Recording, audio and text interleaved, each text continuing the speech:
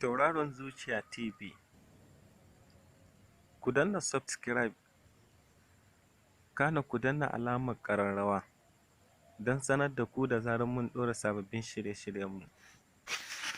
A wani labari da yake fitowa da ɗumi-ɗuminsa, shahararren jarumin masana'antar Kannywood Ali Nuhu an bayyana cewa yana shirye-shiryen ba wa 'yarsa kyautar danƙarerriyar mota ƙirar Camry OS. Ali Nuhu ya sayi wannan motar ne da ake zargin cewa zai ba wa 'yarsa ta cikinsa 'yar kimanin shekara 16 kyautar wannan motar ne.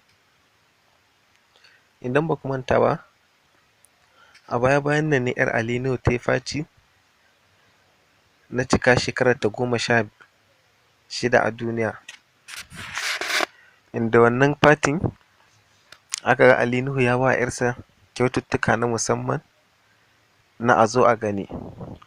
Sai kwatsam ga shi da tsakar rana sai ga wani rahoto wanda ya fito wanda yake nuna cewa Ali Nuhu ya sayi mota Camry OS, wacce ake zargin cewa ya sayi wannan motar ne domin ya ba wa 'yar tashi wacce yake matuƙar so a rayuwarsa. Kada ku manta ku danna subscribe, kana ku danna like, sannan ku danna alamar ƙararrawa don sanar da ku da zarar mun ɗora sababbin shirye-shiryenmu. Mun gode.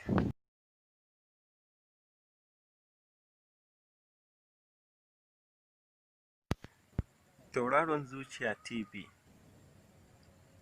Ku danna subscribe, kana ku danna alamar ƙararrawa don sanar da ku da zarar mun ɗora sababbin shirye-shiryenmu.